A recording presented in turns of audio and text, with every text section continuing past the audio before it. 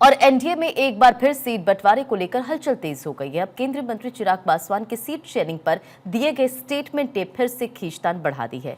चिराग पासवान ज्यादा सीटों पर अड़े हैं, लेकिन उपेंद्र कुशवाहा और जीतन राम मांझी भी अपने अपने दांव चल रहे हैं। उधर एनडीए का दावा है कि महागठबंधन में सब कुछ ठीक है। रिपोर्ट देखिए।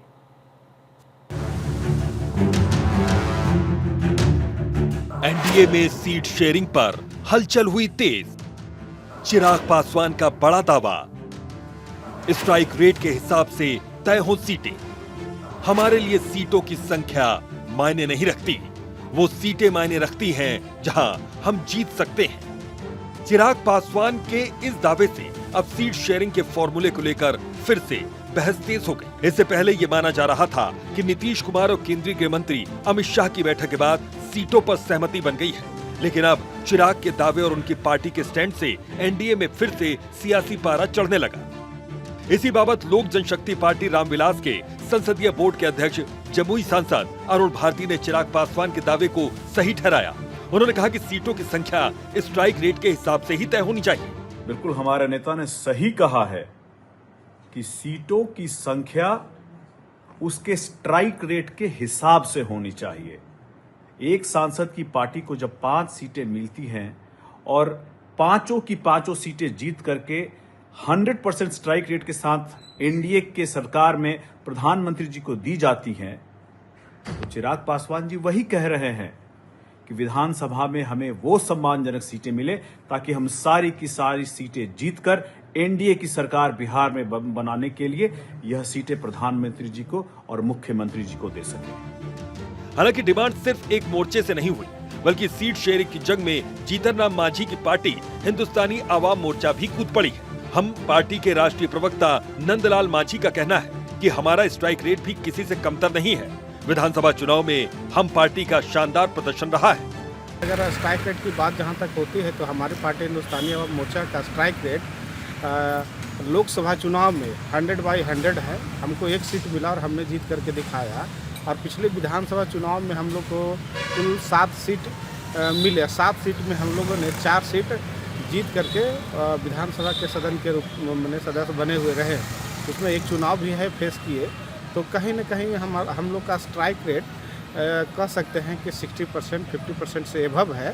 तो देखा जाए कि विधानसभा चुनाव में स्थानीय मुद्दों को लेकर के ही लड़े जाते हैं। उसमें अगर सीटों का बंटवारा हो तो हिंदुस्तानी आवाम मोर्चा का स्ट्राइक रेट भी किसी से कमतर नहीं है। लोकसभा में स्ट्राइक रेट हमारा 100/100 है। हालांकि इस खींचतान और बयानबाजियों के दौर में विपक्ष भी चुटकी लेने में पीछे नहीं रहा। आरजेडी प्रवक्ता एजाज अहमद का दावा है कि चिराग पासवान ज्यादा से ज्यादा सीट चाहते हैं, तो जीतन राम मांझी 20 से कम पर चुनाव नहीं लड़ना चाहते। फिलहाल एनडीए के भीतर शहमार, खींचतान और नूरा कुश्ती का दौर जारी है। देखिए, जो एनडीए है वो विचारों का गठबंधन नहीं है, वो सत्ता और स्वार्थ का गठबंधन है। और सत्ता और स्वार्थ वाले किस तरह की राजनीति कर रहे हैं यह स्पष्ट रूप से दिख रहा है। जहां चिराग पासवान अधिक से अधिक सीटें चाहते हैं, वहीं जीतन राम मांझी 20 से कम सीट पर नहीं लड़ना चाहते हैं। और उपेंद्र कुशवाहा विरासत और उत्तराधिकार की राजनीति करना चाहते हैं। एनडीए के अंदर खींचातान की स्थिति है, नूरा कुश्ती का खेल चल रहा है, एक दूसरे के साथ शाह और मात का खेल चल रहा है। हालांकि इन सब बयानबाजियों से बेअसर एनडीए की ओर से यह दावा किया जा रहा है कि सीट शेयरिंग पर कोई कंफ्यूजन नहीं है। एनडीए के सभी शीर्ष नेता एक सुर में कह रहे हैं कि 2025 से 2030 तक फिर से नीतीश सरकार। चिराग पासवान भी कई बार कह चुके हैं कि नीतीश कुमार के नेतृत्व में ही बिहार की सरकार बनेगी। इन बातों का जिक्र करते हुए जेडीयू ने सियासी पासा फेंकते हुए तेजस्वी यादव की यात्रा के बहाने महागठबंधन की ही खींचतान पर निशाना साध दिया। बिहार एनडीए में ना तो मुख्यमंत्री को लेकर कोई कंफ्यूजन है, ना ही सीट को लेकर कंफ्यूजन है। तमाम शीर्ष नेता एक सुर में कह रहे हैं 2025 फिर से नीतीश। माननीय चिराग पासवान जी कई बार कह चुके हैं कि आदरणीय नीतीश कुमार जी फिर से बिहार का नेतृत्व करेंगे। आग तो महागठबंधन में लगी है।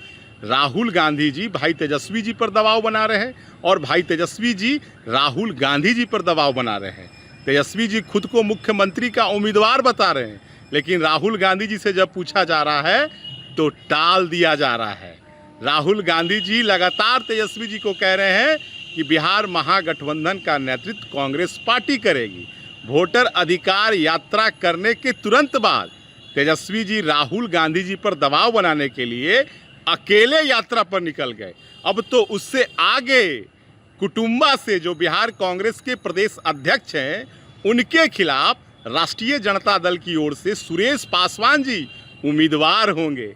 यानी स्पष्ट है कि कांग्रेस और राष्ट्रीय जनता दल के भीतर कुछ भी ठीक नहीं है। दरअसल इस वक्त बिहार की राजनीति में सीट बंटवारे को लेकर लगातार हलचल बढ़ी हुई है। सीट शेयरिंग का समीकरण तैयार तो हो रहा है, लेकिन सियासी बयानबाजियों के जरिए सभी पार्टियां सियासी बिसात पर अपनी अपनी कोटियां सेट करने में जुटी हुई हैं। सर्वेश कुमार सिंह, भारत 24, पटना।